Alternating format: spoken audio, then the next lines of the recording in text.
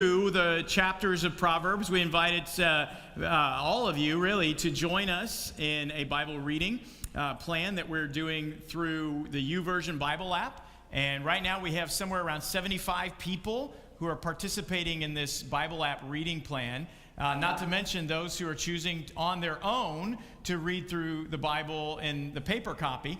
The nice thing about the electronic copy is that you clearly know if you read the section, because if you read the day's reading, there's a check mark that appears.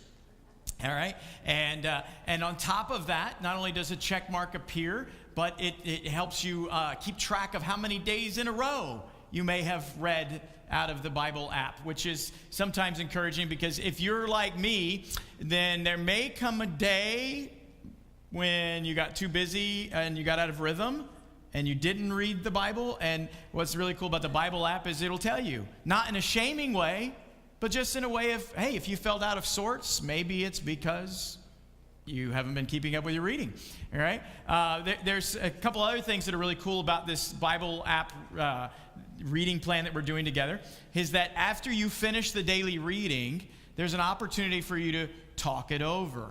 And so you can share your insights about what it is that you just read with the others who are participating in the group. And if you're part of the group, you probably are getting emails that tell you what somebody else thought about what they read. And what I find that encouraging? I find that encouraging because then it makes me want to go reread if I already read it, or it makes me want to read it if I haven't read it. Are you with me? Because it's just like, hey, they got that out of there. I didn't get that out of there. How did that work? Whatever it may be. So up on the screen, you see that there is a web address up there. You can type in that web address, and it'll take you to the reading plan. You can download the app, and you can join us in this. We are approaching the halfway point.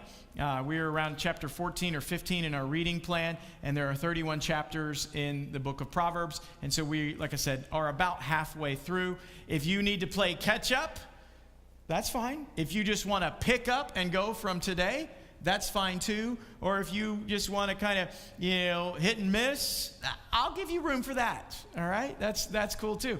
But it's a fun little study, just reading through the book of Proverbs. And what I find is intriguing about it is that we live in a culture, in a day and age, where people are looking for more than just words. They're looking for more than just words. They want action. And we seem to be stuck in trying to figure out what actions to take, what direction to go with things. Just this week, with the tragedy in Houston, there was the debate about the value of words versus action. The mayor of Dallas had some pretty poignant words for some of the other politicians who have control and over areas of law that he doesn't.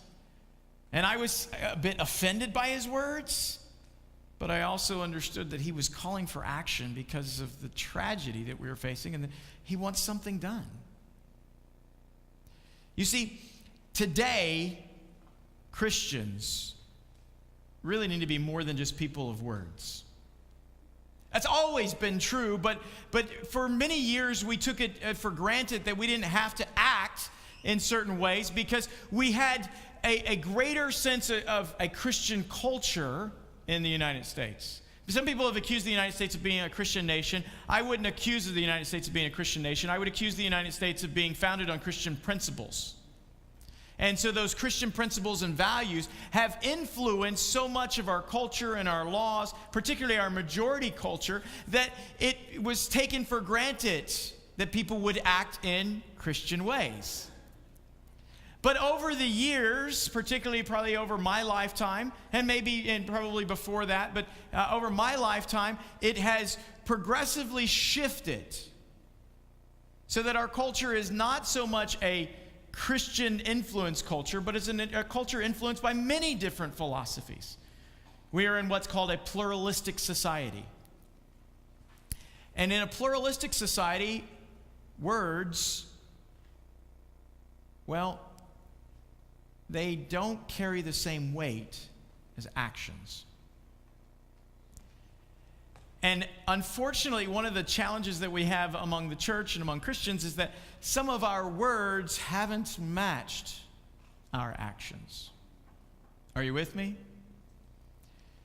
Now, there is a lot of room for forgiveness and a lot of room for grace in that, but now is a time when we as Christ followers need to be much more aware and even diligent about how we act.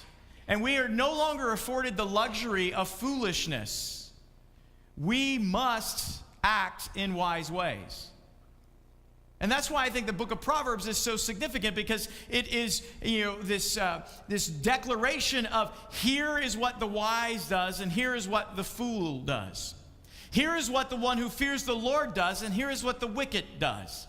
And it talks about issues of marriage, and it talks about issues of wealth, and it talks about issues of parenting. It talks about issues of a friendship. I mean, there's just a number of different issues that it deals with, but most of them are the way that we interact with one another.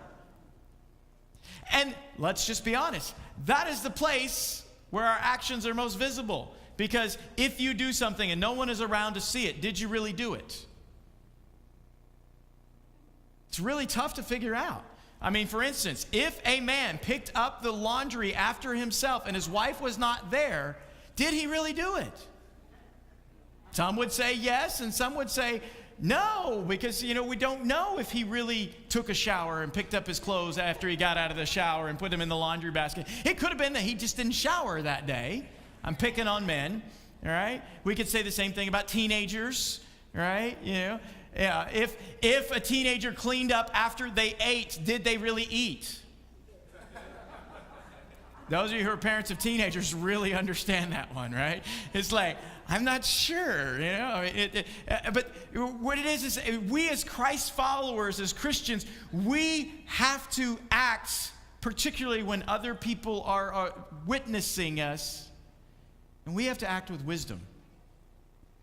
And one of the key areas that here in the United States that people see us every day act is in the way we work.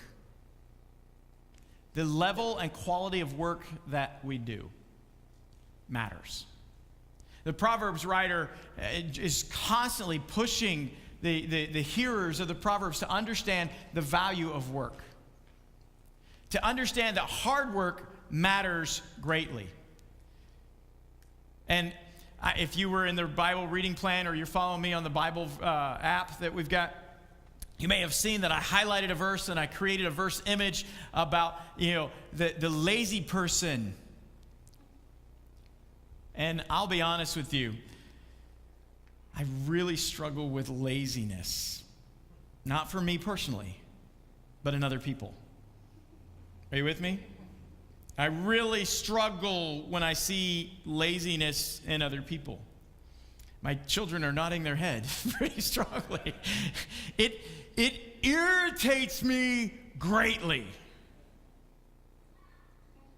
When the Proverbs writer it says that it's like vinegar in the eyes, I said I'm there. Proverbs 10:26. Let's look there real quick. I know I told you to go to verse chapter 6, but we're going to get to that. But Proverbs 10, verse 26 says, lazy people irritate their employers like vinegar to the teeth and smoke in the eyes. This is a big struggle that I have because I was raised in a workaholic household. I was raised in a household that work came before everything. And so when I see myself not working or other people not working, it eats all over me. But I just came to find out something this past week as I was doing some study for something else, that one of the highest values in our culture with regards to how you engender trust, the best way to engender trust in the United States among people of American heritage is to work well, to work hard, to finish the task that has been assigned to you. You see, we actually, this is out of the Culture Map written by Erin Meyer. She lays it out like this, is this idea that if you finish a job and you do it well, then you are trusted to do another job. As opposed to other cultures where you ask your cousin Larry to do the job Because he's your cousin. And some of you are like, I don't get it. Well, let's just think about this. Sometimes Cousin Larry is not very good at his job. And those of us who have put a high value on job being done right probably don't call Cousin Larry, even though he's our cousin. And we call the stranger who we have no relationship with, and we will trust the stranger before we trust our relative. And in other parts of the world, it's always trust the relative before you trust the stranger.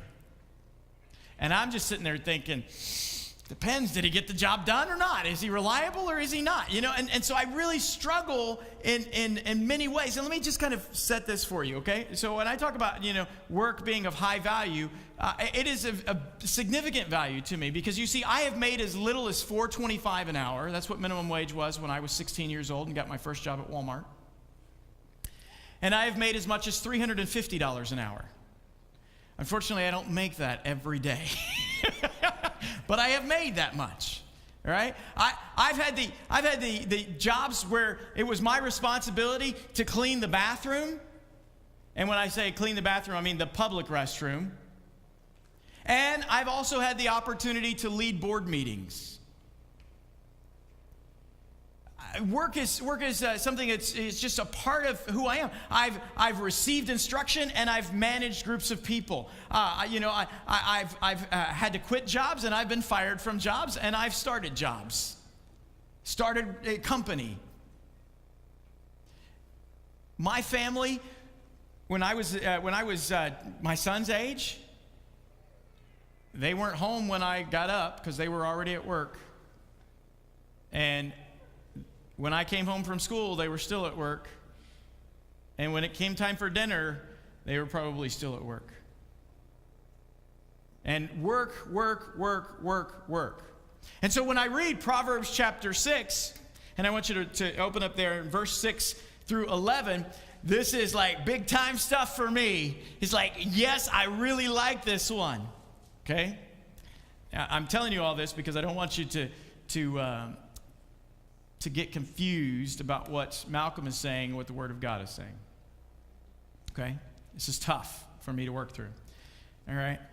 But Proverbs chapter 6, verse 6 through 11 says, Take a lesson from the ants, you lazy bones. Remember, this is a parent talking to his child or his son, father talking to his son. Take a lesson from the ants, you lazy bones. Learn from their ways and become wise. Though they have no prince or governor or ruler to make them work, they labor hard all summer gathering food for the winter. But you, lazy bones, how long will you sleep? When will you wake up? A little extra sleep, a little more slumber, a little folding of the hands to rest, and then poverty will pounce on you like a bandit. Scarcity will attack you like an armed robber. Man, I really like that passage. Because it's like, the ants, I mean, there are days when I just sit and I watch ants to learn from them. I mean, have you ever watched an ant, mound do its work? Have you ever watched the ants that form the trail through the yard? And you're sitting there thinking, man, they have really been at this, because when you look, you realize that they've been walking back and forth in this same spot for a really long time. I mean, when you really look at it and when you really investigate it, you see the ants are always on the move. Always working. And so I have to be careful, because when I read Proverbs chapter 6, it feeds the workaholic in me. And I always have to be on the move and always have to be working. What we have is we have wisdom that says hard work is really important. Don't be lazy. But I can misinterpret it to say don't rest. But some of you will have to struggle on the other end of that spectrum, because you're resting and you're hoping everyone else does all the work. See, the Proverbs writer draws some contrast and helps us to understand what laziness is. And so in chapter 10, verse, I think it's, I got 15 here. Let me make sure. It's 15 and not 5. All right. No, it's, yeah. It's verse 5. Chapter 10, verse 5. A wise youth harvests in the summer, but one who sleeps during the harvest is a disgrace. You see, when it comes to work and the Christian and their need to work, and the reason that they have to work to set a testimony is because if you're somebody who is lazy, then you irritate other people. But if you're a workaholic, you drive other people crazy. And so you have to understand the season to work and the season to rest. And so when the proverb writer here is saying that, hey, you're waiting for someone else to do the work, that means that during the harvest season, this is the time when you should be gathering up the food, the time that you should be working. You're sitting around being lazy. You're expecting someone else to provide for you. You know what? That's okay when you're a child, but when you become an adult, you really should have graduated. You really should be someone who has graduated to a different way of thinking. And there is a season to work.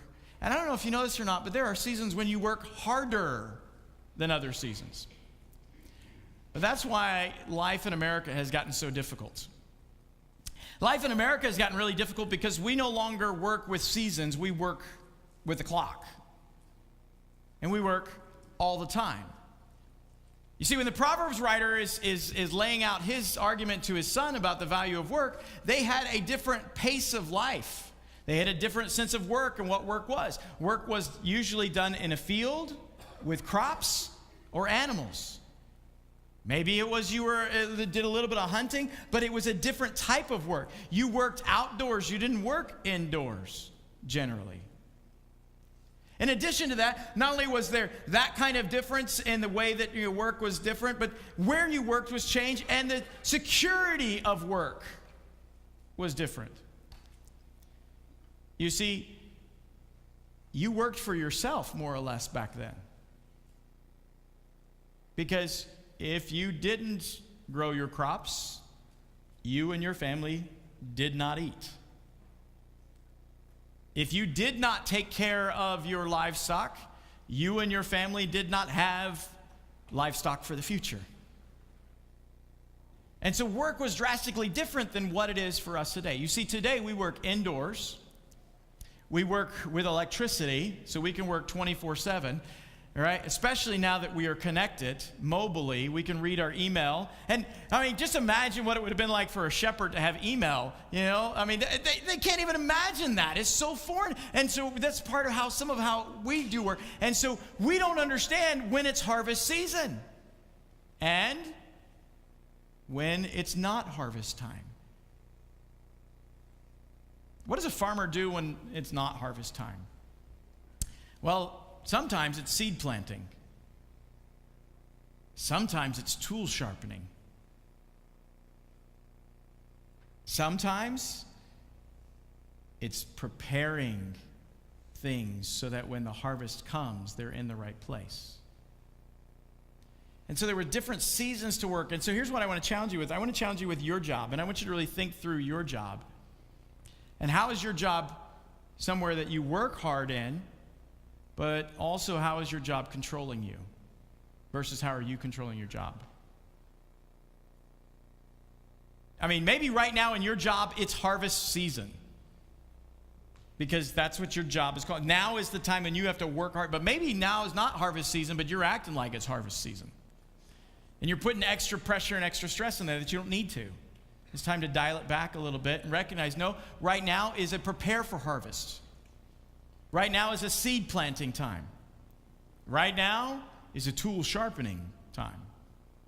It's tough to navigate those sort of things. And it's really important, though, that we recognize that we're not just sitting around waiting for someone else to do the work at the time that work should be done. Those of you who are teachers, you're coming up on a break. Those of you who are students are like, yes, please. All right? You've just come out of harvest season and it's time for rest season, but don't get lazy during your rest, students. Be preparing for what's ahead. Think about it. Here's the other aspect that the Proverbs writer defines as laziness as I was looking through the Proverbs. In chapter 12, verse 11. Chapter 12, verse 11. A hard worker has plenty of food, but a person who chases fantasies has no sense. he's a disgrace. I mean, he's really just kind of foolish. I mean, we all know that it's foolish to chase fantasies because, well, fantasies rarely come true. So here's the thing. If you want to be a recording artist, then it's going to require work. It doesn't just happen. You don't just get discovered. You actually have to hone your craft and put yourself out there and be at risk and go and show up at the interview and show up at the appointment and show up on time. And you have to work it relationally as well as with your talent. I was watching a series of YouTube videos with Andrew yesterday, and I was sitting there, I was like, man, how do they do all that? It was Dude Perfect. Have any of you seen Dude Perfect?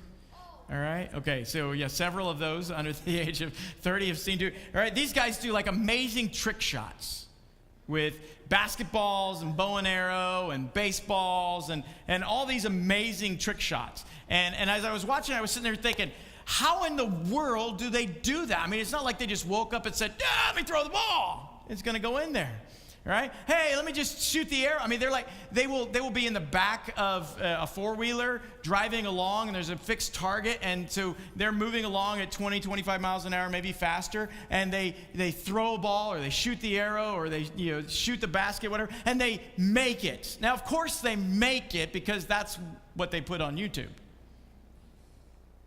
But how many shots did they miss? And how much work did it take for them to get there?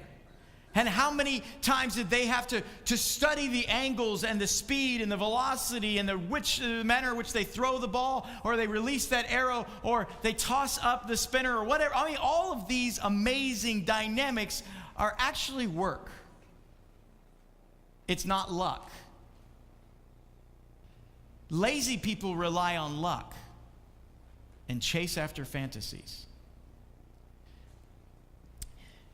Lazy people also have this dynamic in verse 27. Lazy people don't even cook the game they catch, but the diligent make use of everything they find.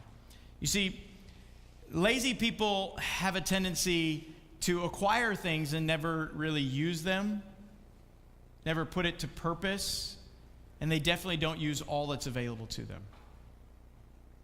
Some of you may find yourself in a position at work where you go, man, God really gave me this awesome job. And I'm really in this very fortunate place to be able to work, but you're not working hard and you're missing out on promotions. You're not putting yourself out there and taking advantage of the relationships and taking advantage of doing the best job that you can. And you're wondering, why is it that, you just kind of seem stuck? I would argue it's because you're not eating the game that has been caught. Some of you are hunters, and there's a difference in hunting and killing.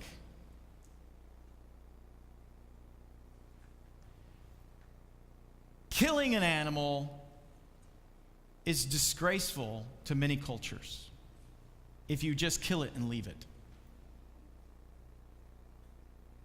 But if you kill the animal for food and for tools and for resources, that's considered hunting in many cultures, and that is honorable.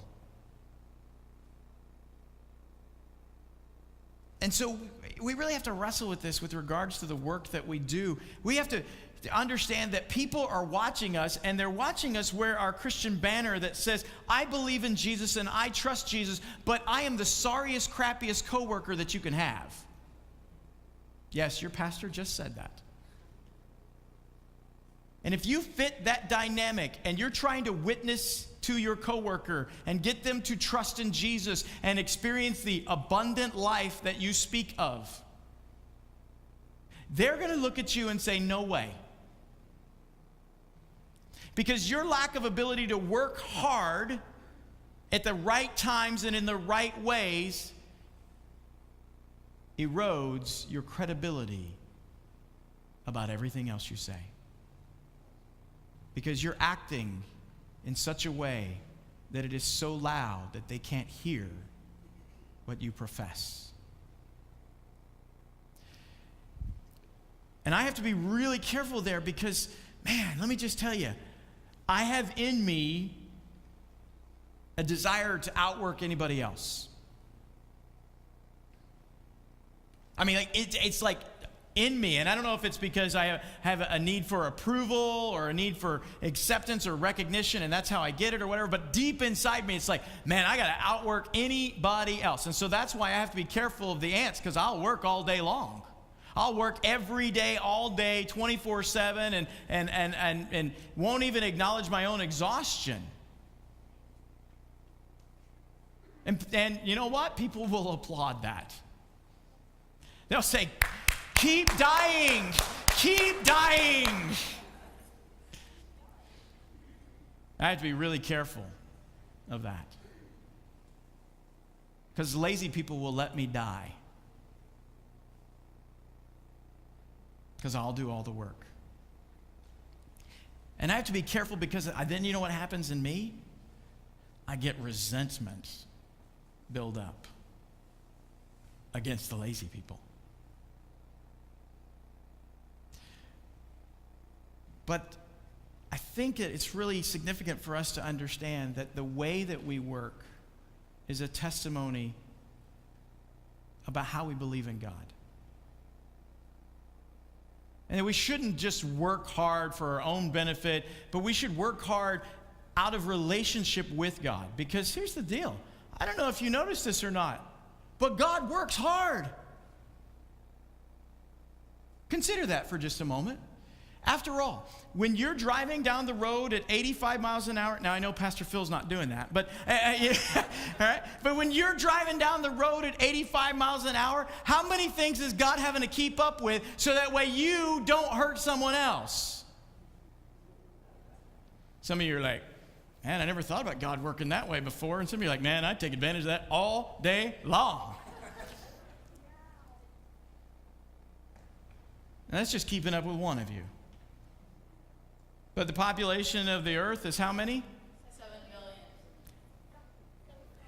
Can any of you imagine how many people 7.5 billion people really is? That's an enormous number of folks.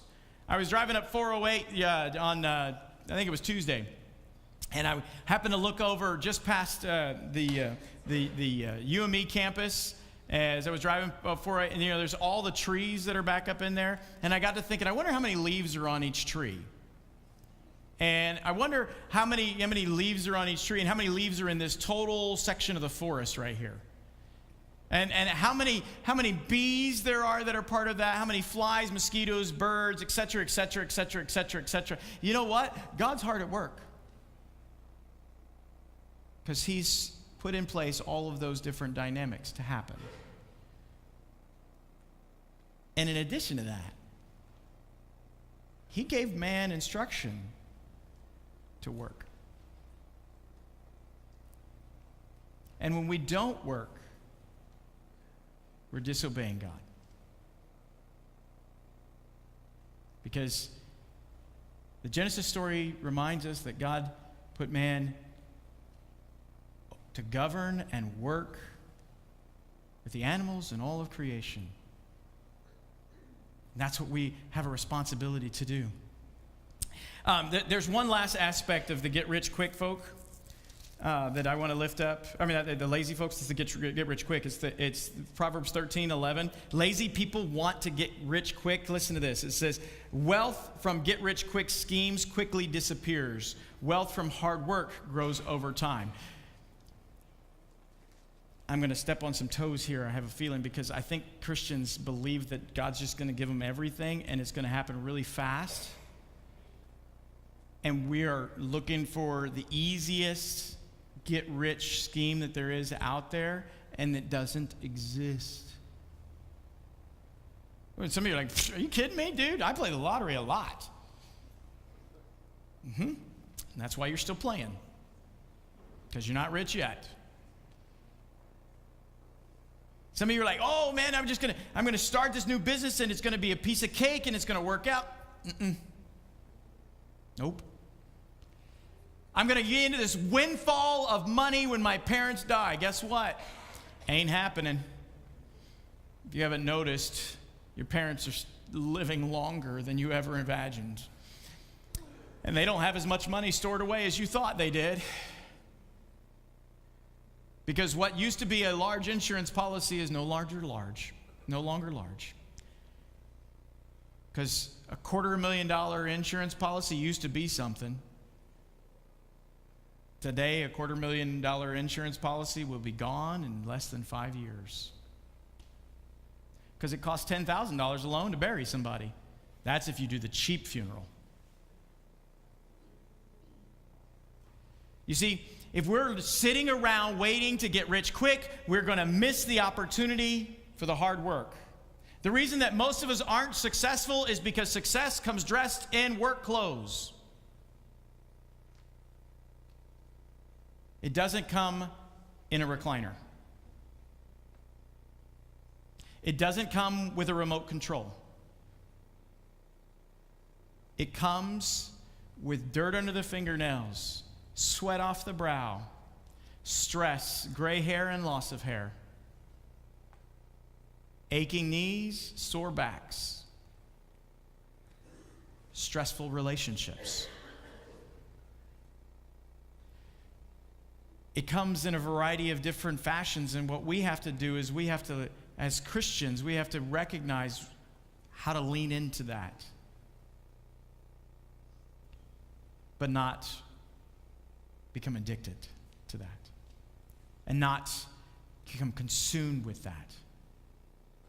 Because the Proverbs writer has many things to say about those who chase after wealth, the greedy, and those who are self-seeking, and those sort of things. There's many different verses in there that I don't have time to pull out here. Let me just tell you that I just did a quick, verses that stood out to me that had to do about work. And in chapters 10 through 20 of the book of Proverbs, I found 25 plus verses that easily spoke to me about the value of work and the relationships at work. In 10 chapters, 25 verses, so at least 2 verses a chapter, more than 2 verses a chapter, were standing out that were talking about this. And in 2005, Zogby did a study, and they tried to value what it is that Americans were after and what they considered the highest value. Do you know that passing along a good work ethic to your children was more important than passing along faith? Our culture actually values hard working more than it does faith. That's why you can have church leaders and church board members who are horrible with their family and their wives and their kids, but are successful in the world, and that's why they get elected into those positions. They may not know a thing about the gospel. They may not understand how to love anyone, but yet because they are a successful whatever, they get elected into leadership.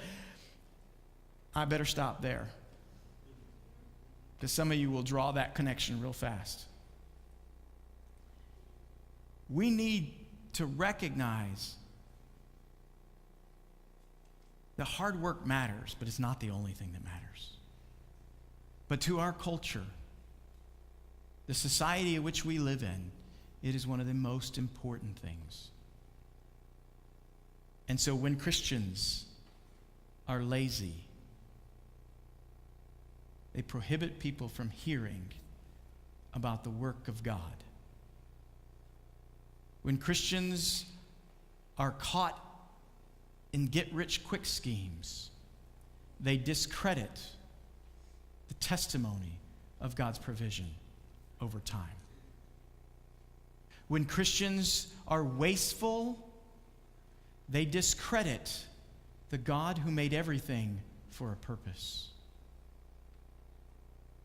When Christians are lazy, they cause unbelievers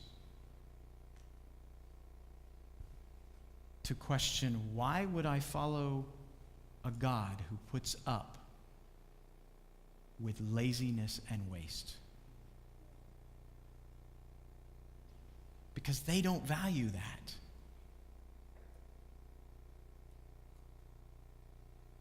Our work is an expression of our faith. Work as if you're working for Jesus. Paul writes to the church in Colossians in chapter 3, he mentions it 2 different times. Whatever you say, whatever you do, do so as a representative of Jesus. We say a lot representing Jesus. What are we doing? I want to challenge you. Place a high value on a good day's work. Don't short circuit the process of hard work. Be the best at your work. Value rest, not laziness. Oh, I was at Six Flags last weekend and I saw the shirt like 3 times on different people. Some old people and some young people and some children. Said, I'm not lazy. I just don't like doing anything. I'm not lazy. I just really enjoy doing nothing. I'm just sitting here thinking, oh, you can't be my friend. That's what goes through my mind. But here's the other thing. Why did somebody buy that shirt for you? Parent, why did you buy why did you buy your child that shirt?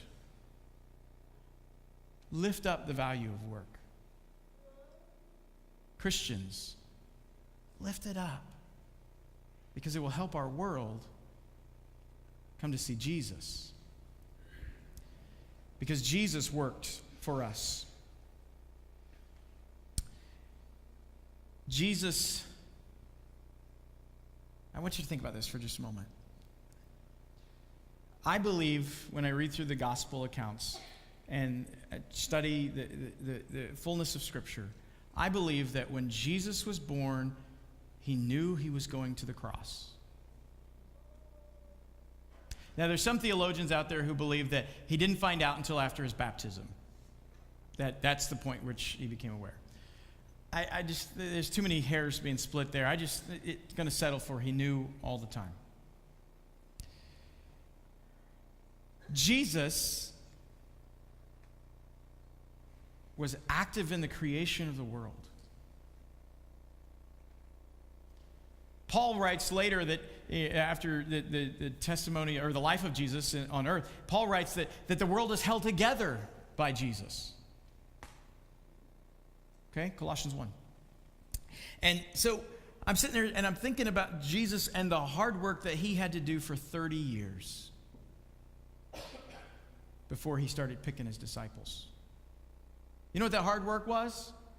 Waiting for the harvest season. Not short-circuiting the process. He had to then put up with his disciples and the Pharisees and the crowds for some 3.5 years. And that's hard work. And then at the harvest season, when he's arrested and taken to the cross, that brief 18-hour period, the work was extreme. But then there's the work that's in between the death and resurrection. I like to, we like to think that Jesus is just laying around in the tomb, just dead there. But if you really think through what is happening in life and death, and we don't know exactly what Jesus is doing there. Peter, he alludes to the fact that he goes to the souls in captivity and wrestles there. But here's what we do know is that on the third day he rises again and he outworked death.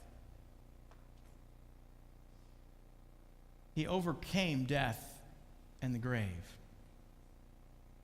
It wasn't just some poof, there it is. Because it wasn't just like, oh, I'm going to wake up now. The strangleholds of death, the strangleholds of the grave, Well, we know what they are. Many of us are afraid of it. But he overcame it. I don't exactly know how it all took place, but I know that God is not one sitting around being lazy. Because even now that Jesus is up in heaven, a lot of us kind of sit there and imagine Jesus is just kicked back on the recliner at the right hand of the Father. Playing a harp, sure. I never see Jesus as a harp player, but maybe, all right? Yeah. But Jesus is not. He is actively interceding on your behalf and my behalf. He is active at work, bringing everything together for good. And with all the messed upness we have in our world, God's hard at work. Let's pray. Father, today, we really need your help to wrestle through and find the wisdom of work, find the wisdom in work. We need your help to find the wisdom that comes with how hard work is a testimony of you. We need your help to understand, God, how it is that at times we have maybe not been the best testimony of you. But God, help us to not think that our work puts us in a position of earning salvation, but that is your work that has earned our salvation. Father, help us to not think that if we work hard enough that you will accept us, because it's not our work that creates your acceptance. It's your work that accepted us. Father, today I would ask, God, that you would help those of us who are in this room to really wrestle through and understand that everything that we do, if we claim to be Christian, is representing you. So help us to go forth from here and represent you well in our work and in our rest. In Jesus' name we pray.